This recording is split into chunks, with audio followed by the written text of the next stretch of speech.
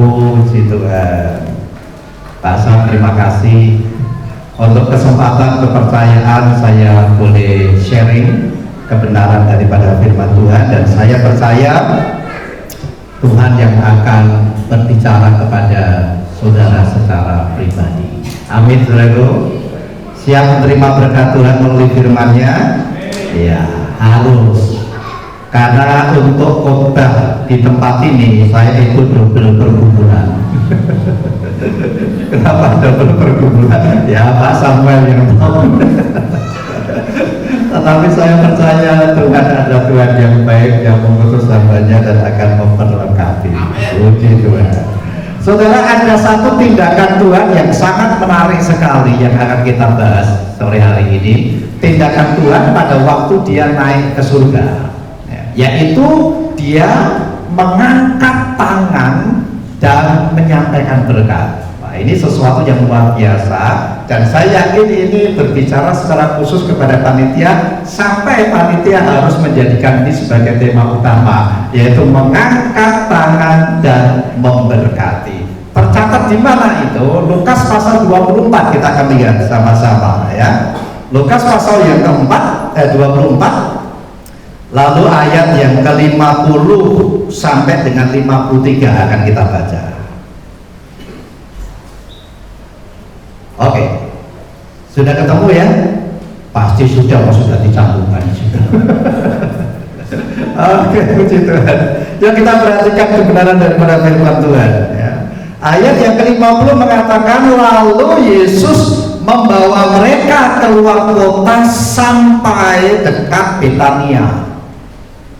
Di situ Ia mengangkat tangannya dan memberkati mereka, dan ketika Ia sedang memberkati mereka, Ia berpisah dari mereka dan terangkat ke surga. Mereka sujud menyembah kepadanya, lalu mereka pulang ke Yerusalem dengan sangat bersuka cita. Mereka senantiasa berada di bait Allah dan memuliakan Allah. Yesus mengangkat tangan dan memberkati. Beberapa pertanyaan saya sampaikan kepada saudara untuk kita pikirkan ya. Pertanyaan yang pertama adalah, apakah pada saat itu waktu Yesus angkat tangan ini lalu ditulis memberkati, apakah Yesus benar-benar memberkati pada waktu itu? Bapak, saya pertanyaan gampang, pertanyaan sederhana. Nah, ini pertanyaan yang mesti kita tahu dan mesti kita yakini, kan? Kenapa? Nanti akan disusul dengan pertanyaan-pertanyaan yang berikutnya. Oke, menurut saudara, Yesus benar-benar memberkati tidak pada waktu itu saat Dia mengangkat tangan? Betul-betul memberkati tidak, saudara? Yes. Ya, 25 yakin memberkati, 75%-nya mikir ini. Berarti kan antaranya atau tidak berani bersuara, takut salah, takut ini pertanyaan jebakan itu.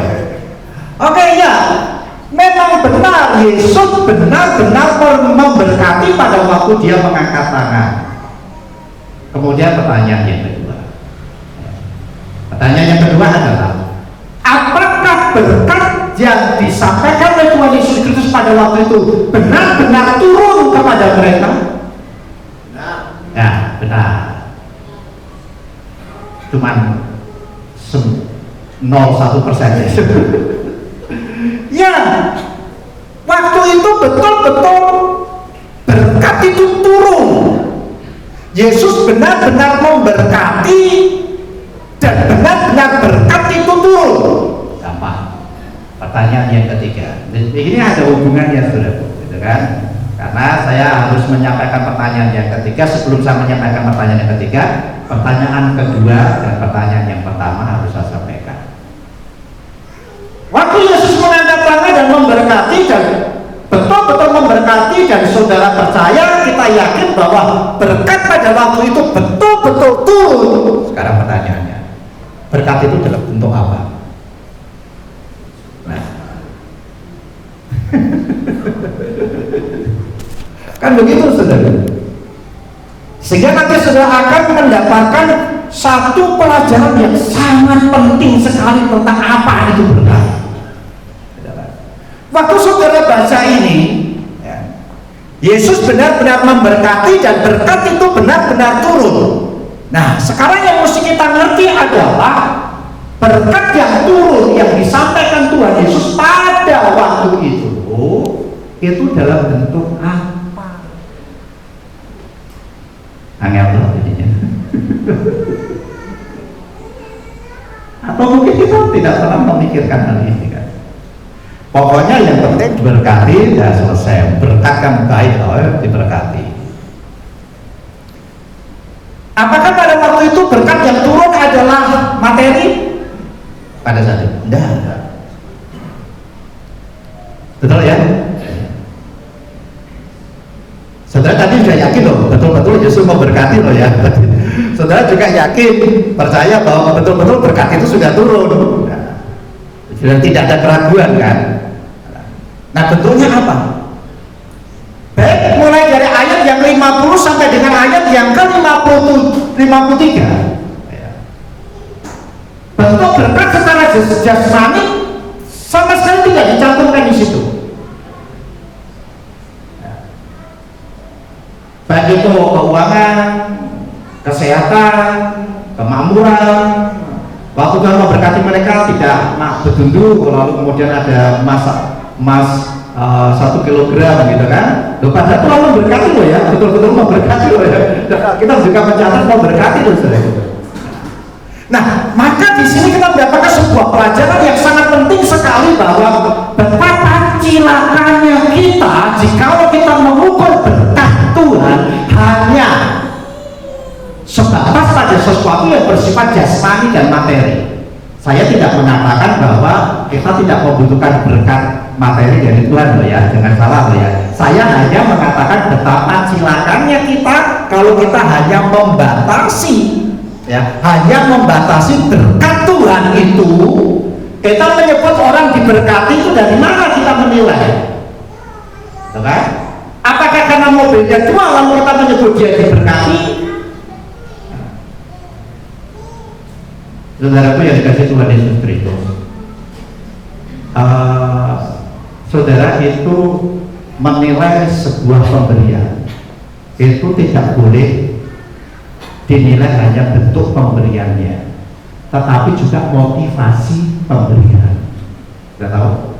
Jadi saudara menilai sebuah pemberian itu tidak hanya bentuk pemberiannya, tetapi juga motivasi pemberian. Dan saudara tahu Tuhan itu punya 3 motivasi pada waktu dia memberi. Nah ini di luar persiapan saya. Yang pertama, motivasinya adalah upah. Tuhan pernah bilang begini, seorang pekerja patut mendapat upahnya. Jadi Tuhan memberi orang itu karena memang Tuhan motivasinya ya kamu bekerja, kamu melayani, kamu berkarya, ya aku memberi upah. Lalu kemudian sekali waktu Yesus berjalan sampai ke Nain, lalu di tengah jalan dia bertemu dengan seorang janda yang anaknya sedang mayat daripada anaknya sedang digotong ke pemakaman. Yesus menghentikan, lalu kemudian Yesus membuat mujizat di sana. Yesus memberi sesuatu kepada mereka, ya, atau dasar apa? Apakah upah atau belas kasihan? Belas kasihan. Betul ya? Motivasi Yesus pada waktu membangkitkan itu bukan karena bu ya besar imanmu, kamu sudah setia, kamu tidak, hanya Yesus itu berbelas kasihan kepada wanita ini. Dan sampai hari ini Yesus melihat siapapun juga, baik orang yang percaya maupun orang yang tidak percaya, itu belas kasihan Yesus bisa muncul.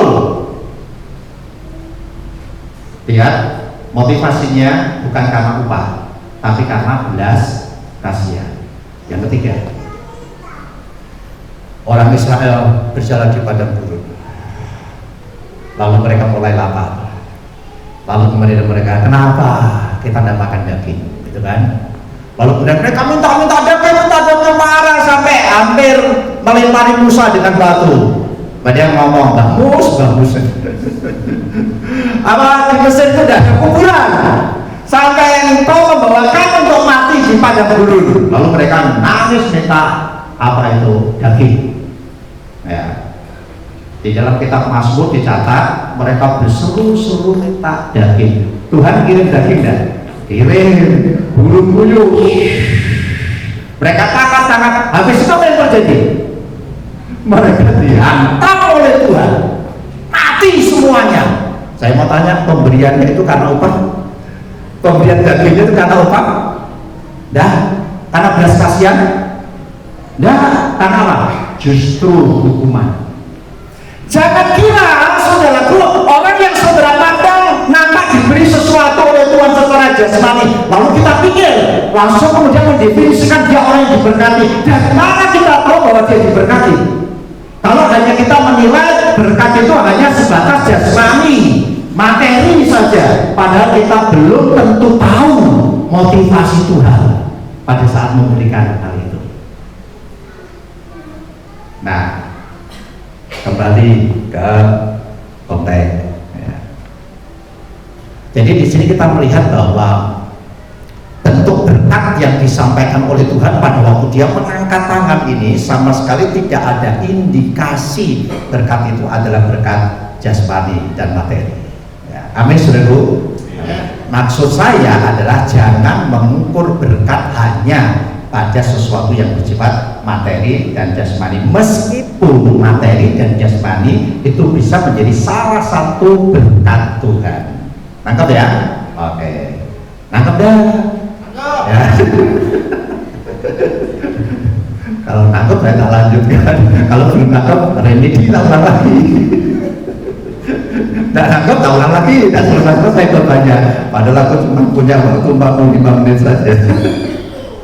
Oke. Nah, berikutnya,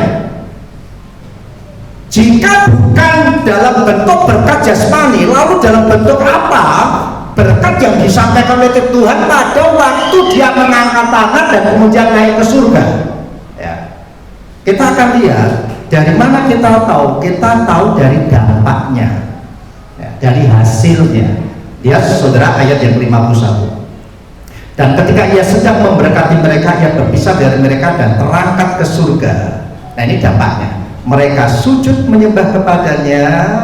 Yang saya mau tekankan hari ini adalah lalu mereka pulang ke Yerusalem dengan apa? Sangat bersuka cita. Kenapa ini saya garis bawahi? Dan kenapa saya mesti memperjelas hal ini? Dan saya yakini inilah bentuk berkat yang diberikan oleh Tuhan pada waktu itu. Kenapa? Karena suasana hati yang penuh dengan sukacita pada waktu itu sangat kontradiksi sekali dengan keberadaan sebelum Tuhan menampakkan diri kepada mereka. Nah, sebelum Yesus menampakkan diri kepada mereka, suasana hati mereka seperti apa? Takut, maka sampai mereka kumpul aja pintu bukan saja ditutup, tapi dikunci, gitu kan? Ketakutan. Tapi kita nggak perlu menghakimi. Mereka ketakutan. Kalau kita yang ada di situ lebih dari takut malah. Lalu kemudian yang kedua apa? Sedih sekali. Ya, sangat sedih sampai pada waktu Yesus menampakkan diri kepada Maria, mereka sangat terus nangis. Lalu Yesus datang. Kesedihan. Sedih itu manusiawi, tapi jangan biarkan kesedihan menguasaimu. Karena jikalau kesedihan menguasaimu, biasanya kita menjadi tidak logis dan tidak rasional, dan akan membuat kita lupa semua yang dikatakan oleh Tuhan. Sedih boleh, tapi jangan biarkan kesedihan itu menguasai. Sedih boleh, sedih bisa, dan jangan biarkan kesedihan itu mengendalikan. Nah, Maria ini dikendalikan oleh kesedihan sedemikian rupa. Sampai pada waktu Yesus datang, ya kan? Maria bilang apa? Menyangka Yesus ini siapa? Penunggu taman, dan bukan saja penunggu taman, tapi malah menuduh Yesus mencuri dirinya sendiri. jikalau engkau yang mengambil mayat itu dan seterusnya. Jadi kita lihat suasana hati mereka, ketakutan, kesedihan. Dan bukan hanya itu, kita lihat dua murid yang pergi ke Emmaus, ya, mereka pada waktu berbicara dengan Yesus, Alkitab menyampaikan, mencatat bahwa muka mereka apa saudaraku? Muram. Lalu kalimat yang muncul melalui mulut mereka adalah padahal kami kecewa sekali.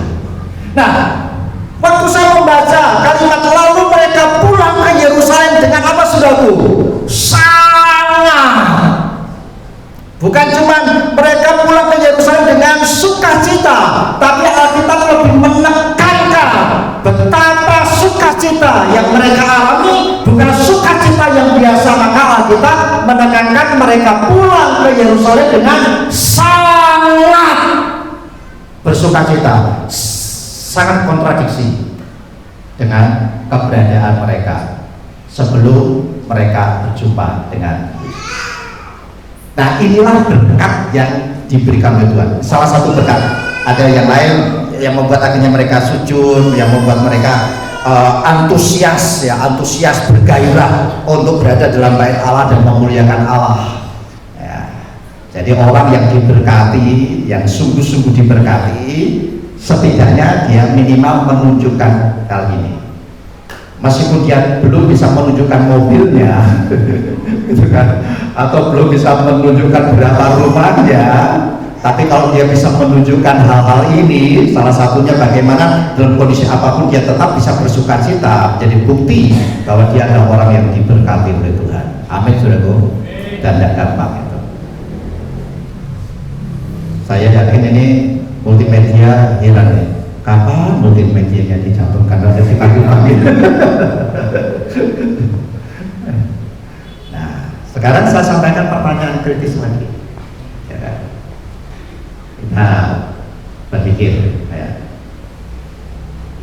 Tuhan mengangkat tangan, memberkati, dan memang itu betul-betul memberkati. Berkat itu turun dan betul-betul turun.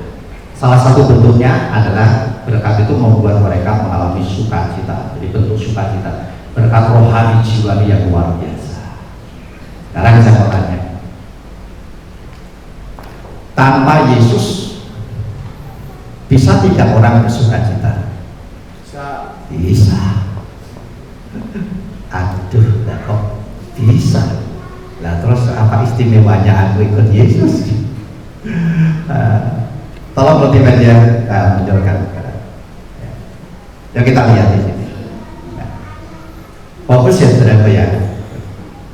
Saudara tidak fokus dan ngerti eman-eman. Tidak datang ke tempat ini, menyediakan waktu, tenaga, pekerjaan, pendidikan, kerang. Lalu saudara pulang dan bawa sesuatu eman-eman, ya eman-eman. Oke, kita lihat di sini ya.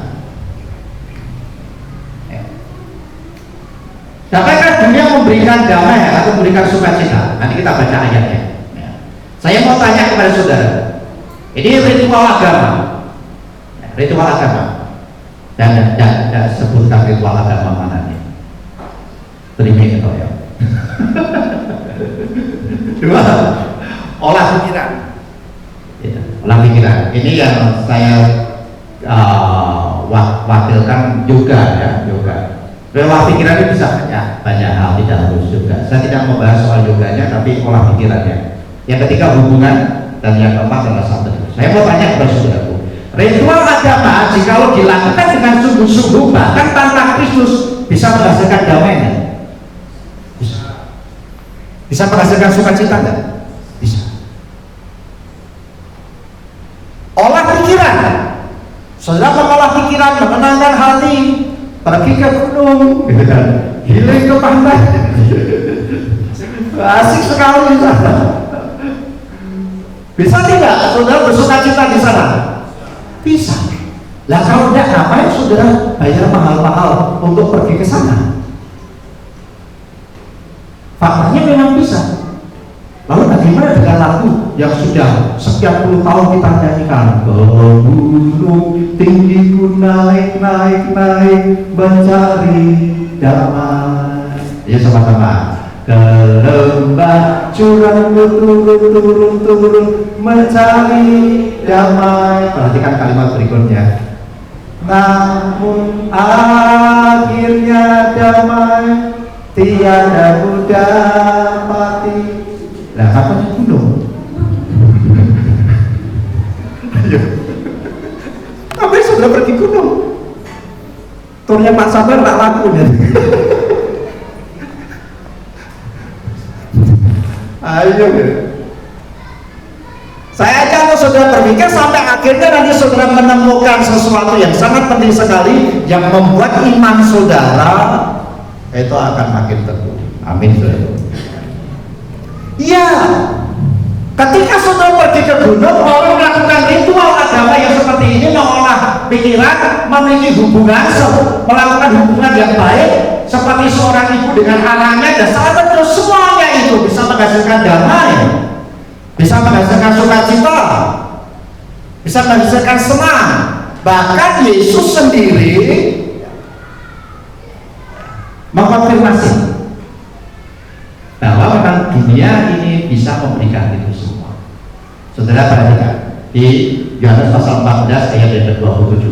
Yang putih ini penjelasan saya supaya saudara lebih mudah menangkap Yohanes 14 ayat 27. Saya baca tanpa yang putih dulu ya. Damai sejahtera ku tinggalkan bagimu, damai sejahtera ku berikan kepadamu, dan apa yang ku berikan tidak seperti yang diberikan oleh dunia kepadamu. Damai sejahtera ku berikan kepadamu, dan apa yang ku berikan, apa yang diberikan Yesus kira-kira dalam konteks ini yang dimaksud? Ya damai sejahtera. Ya kan? Maka saya baca, dan apa yang ku berikan yaitu damai sejahtera, tidak seperti damai sejahtera yang diberikan oleh dunia. Itu yang dimaksud ayat dari Yohanes pasal yang ke-14. Dunia ini memang bisa memberikan damai, dunia ini bisa memberikan sukacita. Tanpa Yesus pun saudara bisa senang, bisa. Aduh, ini salah pendeta gitu. Salah pendeta. Tetap fokus, tetap konsentrasi. Nah, sekarang pertanyaan berikutnya, jikalau Tuhan memberikan berkat sukacita pada waktu dia mengangkat tangan, ya, dan dunia ini juga bisa memberikan hal yang sama, atau samanya saya kasih tanda petik lah, ya. Lalu di mana bedanya? Mau tahu tidak bedanya?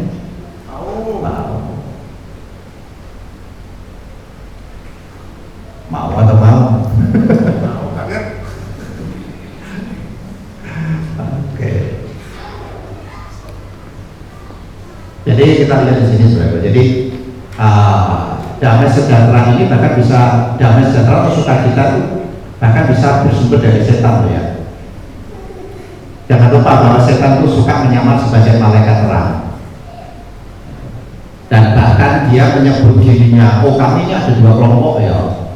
Dasar takut, ya memang yang sana kelompok sana tidak baik ilmu hitam, gitu kan? Tapi kami ini kan putih, gitu kan?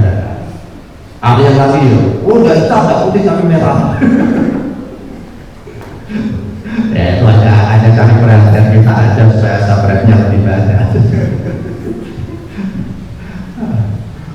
Bisa juga dari manusia, ya seperti hubungan yang kita bangun, gitu ya. Kita healing, rekreasi kemana, itu mengolah pikiran, menenangkan pikiran kita dan seterusnya. Itu pun bisa menghasilkan damai dan bisa menghasilkan sukacita, dan Tuhan pun bisa. Ya. Nah bedanya ada di sini. Nah, kita lihat di sini. Pertama, ya, damai atau sukacita dunia ini dalam bentuk apapun yang menghasilkan damai ini, baik ritual agama, olah pikiran, hubungan dan seterusnya. Yang pertama, damai sejahtera dan sukacita ini seperti obat penghilang rasa sakit. tanya, kalau saudara sakit kepala, senu, minum apa? Iya. Kalau saudara minum setengah jam, saya mau tanya, senutnya hilang nggak? Hilang. Itu pura-pura hilang atau betul-betul hilang? Betul-betul hilang. Rasa sakitnya betul-betul hilang. Tapi apakah obat itu menyelesaikan penyebab rasa sakit? Jadi damai sejahtera sukacita yang saudara upayakan karena Kristus itu seperti ini. Saudara, setahun kerja istirahat, lalu healing. Sama-sama seneng gak? Seneng. Pura-pura seneng? Ya dari rumah seneng lah, seneng. Itu kan seneng. Balik lagi, senengnya masih ada? Oh mungkin ada, masih berapa persen? Balik kerja masih ada senengnya? Lambat laun senengnya hilang, seperti obat penghilang rasa sakit. Lalu saudara balik lagi ke sana, senang, pulang. Ketika kali balik sana lagi, sudah senang karena bosan. Cara itu benar, dan itu terus berputar.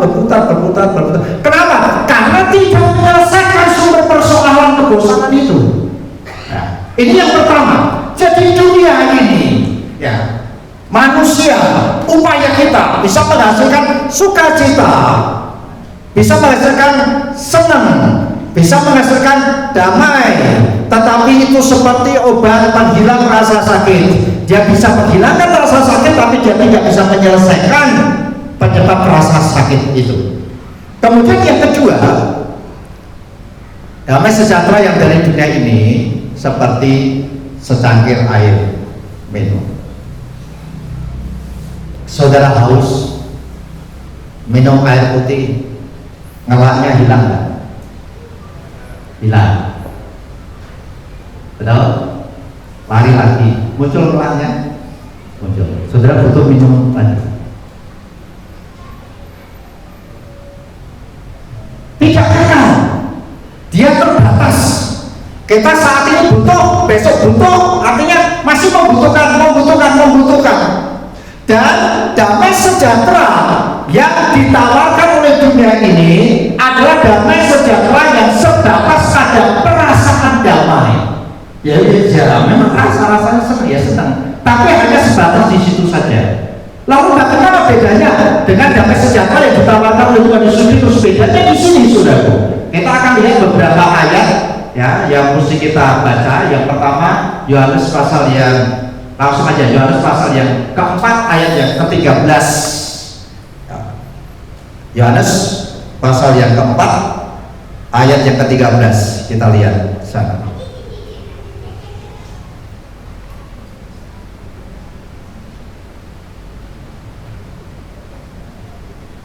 Oke, firman Tuhan mengatakan sebagai berikut. Yohanes pasal 4 ayat 13 sampai 14. Jawab Yesus kepadanya, barang siapa minum air ini, ia akan haus lagi.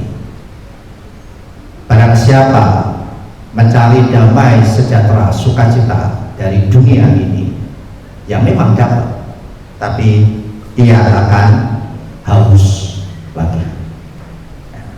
Lalu Tuhan berkata, tetapi barang siapa minum air yang akan kuberikan kepadanya, baca bersama-sama 2, 3, ia tidak akan haus untuk selama-lamanya. Sebaliknya, air yang akan kuberikan kepadanya akan menjadi mata air di dalam dirinya yang terus-menerus memancar sampai kepada hidup yang kekal. Amin.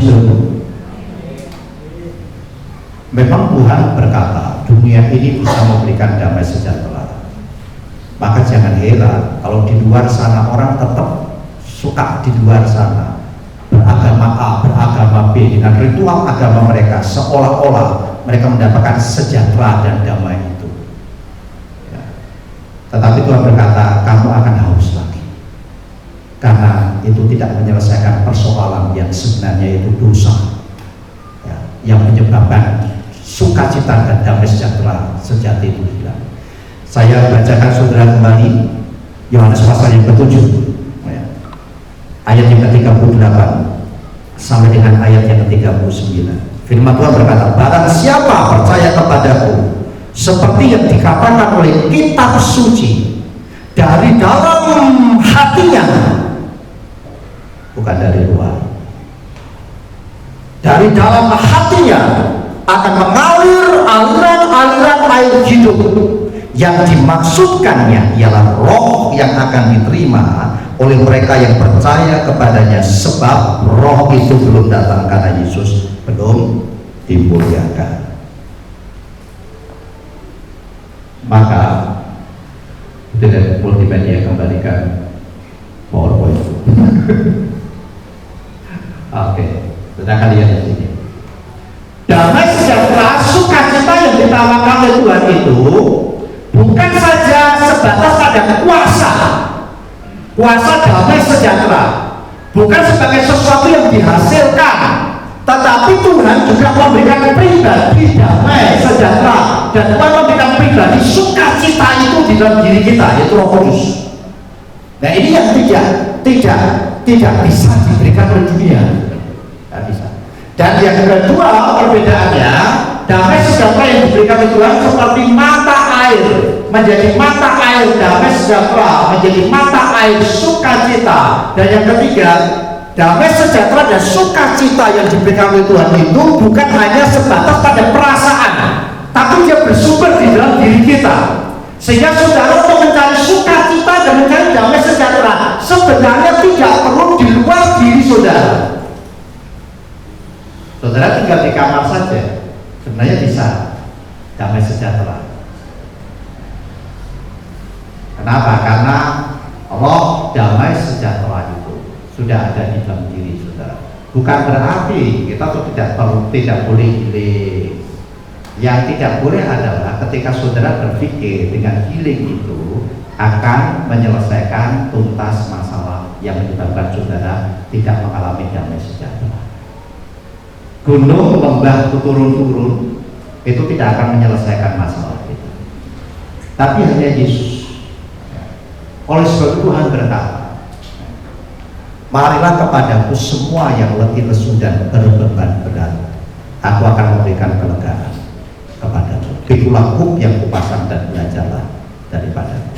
Jemaat yang dikasih Tuhan Yesus Kristus, jangan bimbang, jangan ragu. Tuhan kita adalah Tuhan yang berkuasa, yang bukan saja membuktikan dirinya berkuasa atas maut dan kematian, tetapi dia juga membuktikan dirinya berkuasa atas alam semesta dengan dia naik ke surga. Dan bukan hanya itu, dia memberikan damai sejahtera, berkatnya yang mengangkat tangannya dan memberkati. Dan janji Tuhan yang lainnya tentunya bukan hanya berkat-berkat yang bersifat rohani dan jiwani, tapi juga Tuhan memberikan, menjadikan kepada kita berkat-berkat jasmani pula. Tetapi jadikanlah berkat rohani dan jiwani itu prioritas dan lebih penting daripada berkat jasmani. Tuhan memberkati saudara semuanya. Amin. Mari kita akan berdiri bersama-sama. Kita akan berdoa untuk firman Tuhan yang sudah kita dengar.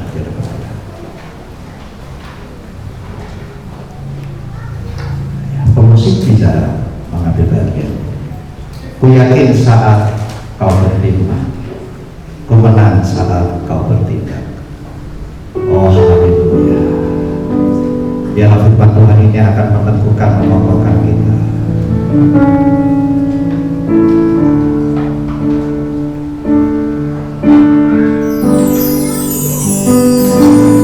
Ku yakin saat kau berfirman, ku menang saat kau bertindak. Amin. Hidupku hanya ditentukan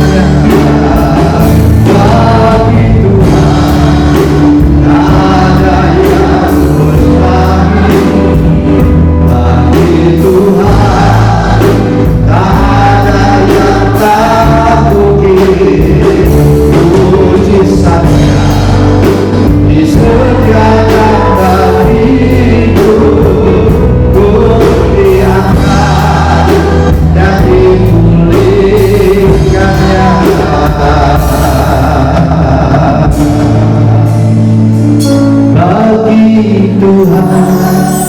Katakan dengan sungguh, ucapkan lahir dari hatimu, yakin. Yes, mujizat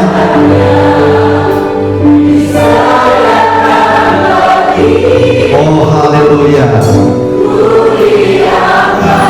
Yes, sekali lagi katakan lahir dari hati, hati Tuhan.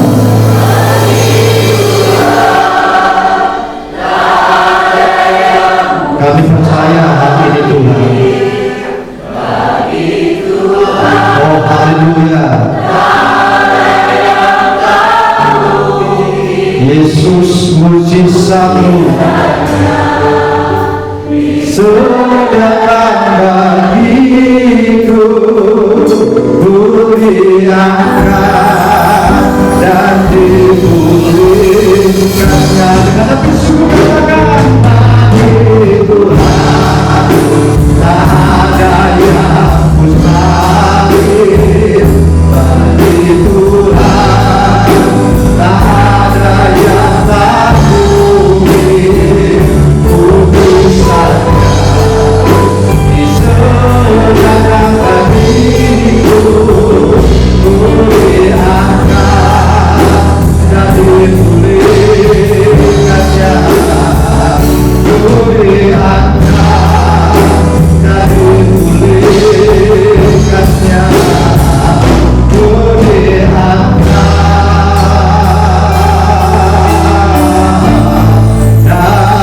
dipulihkannya.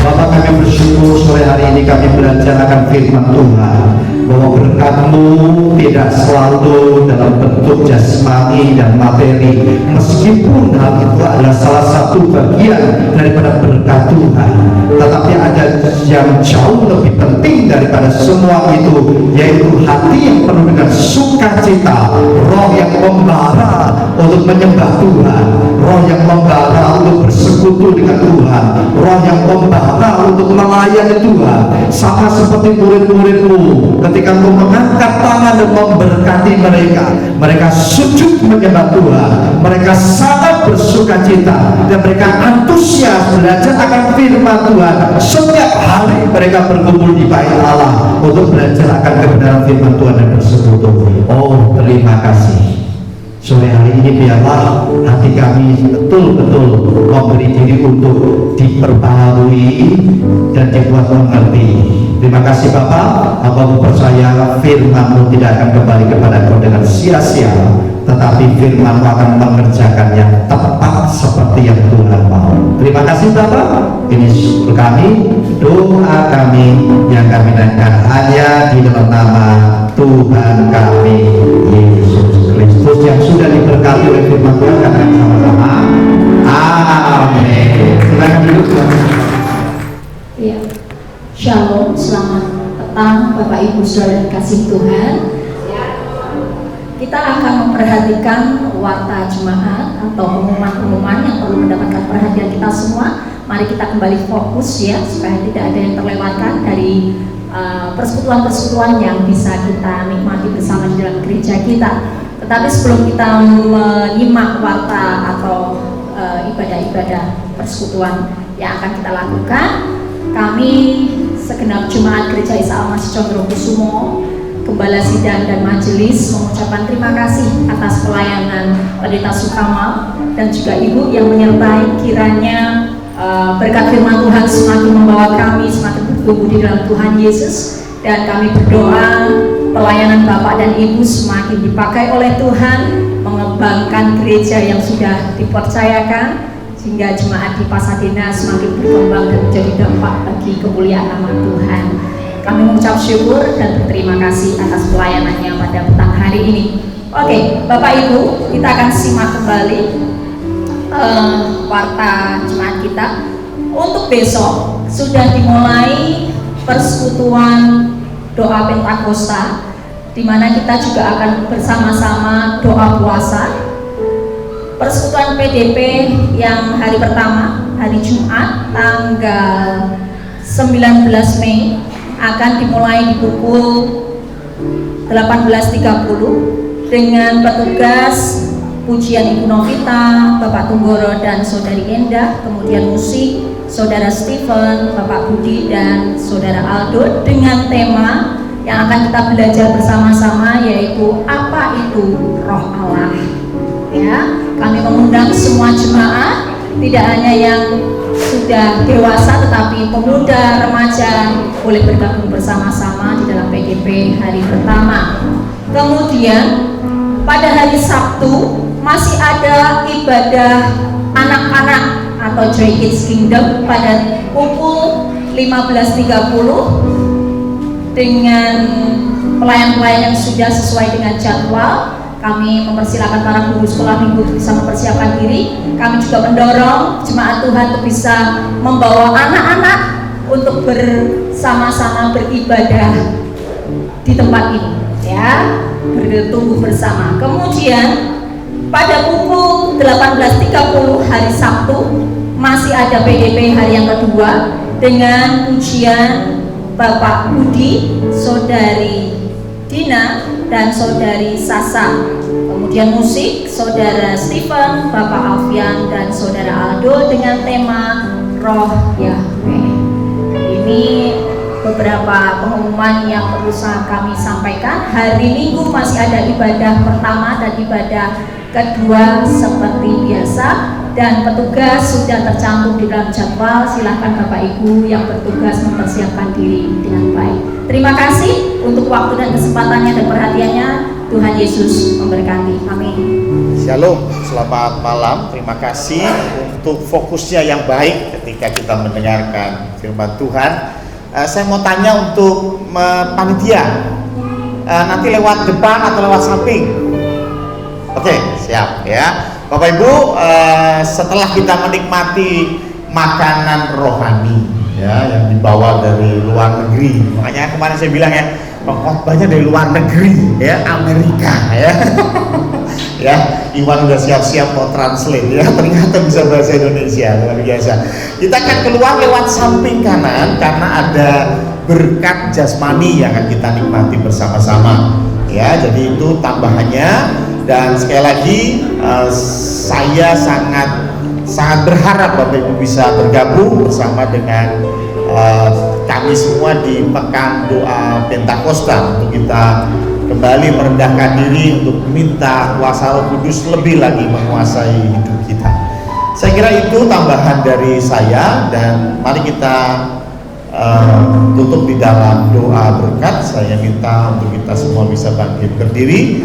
Kita akan tutup di dalam doa.